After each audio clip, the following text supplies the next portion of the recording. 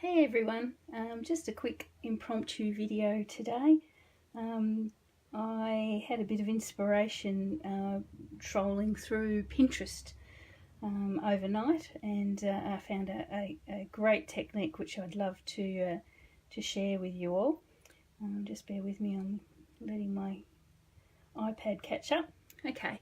So so as anyone who's been watching my Facebook page will know, that I'm off to Onstage in April, and as part of Onstage, part of the fun of Onstage, good morning Kathy, part of the fun of Onstage is that you get to do swaps, and I suppose the idea of swaps is to do as many items to swap as you possibly can, so you pick up lots of lovely stuff done by other people for inspiration and a souvenir. Anyway, so I couldn't sleep last night, so I got up in the middle of the night and created 30 of these cute little treat bags, which I thought I would use for my swap. I'm going to put a Freddo frog or a fairy friend or something in here. So these are all made with Tropical Chic DSP. And if you're interested in the how I made these, I'm happy to share the template, but as I say, they're all over Pinterest. So what I actually want to do for each of these, just 30 of those, is actually finish it off like this.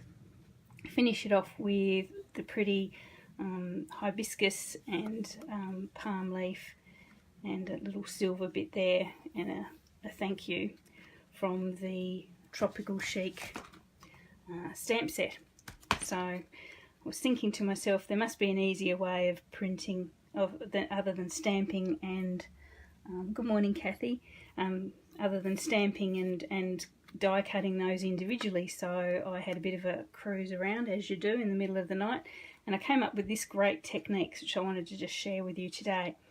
So as part of getting ready for this, I have actually just got my die cut out and my Big Shot, and I have got blank leaves. So there's 30 odd of those there, so they're just blank, and of the cute little flower as well, so there's 30 blank ones there. So what I could do now, I suppose, is try and position my stamps correctly. You know, a bit iffy, might be off some, that wouldn't be exact, so I'd like to have them as perfect as possible. So as I said, I found this technique which you guys might find useful.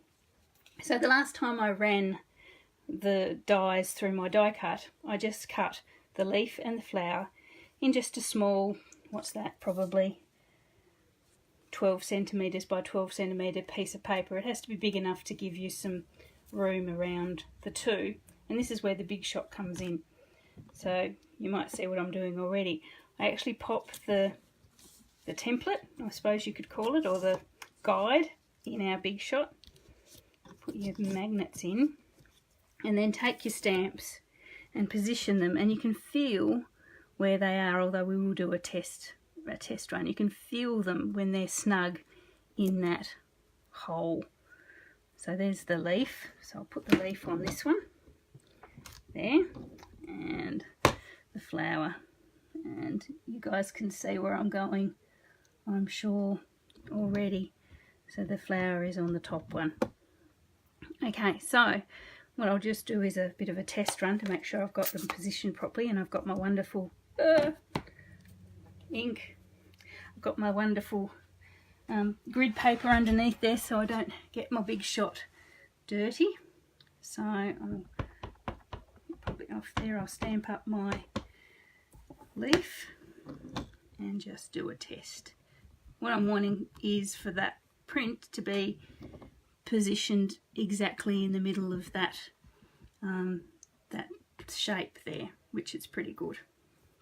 I'll leave that over there. Don't like leaving inks open, but I think we'll get away with it.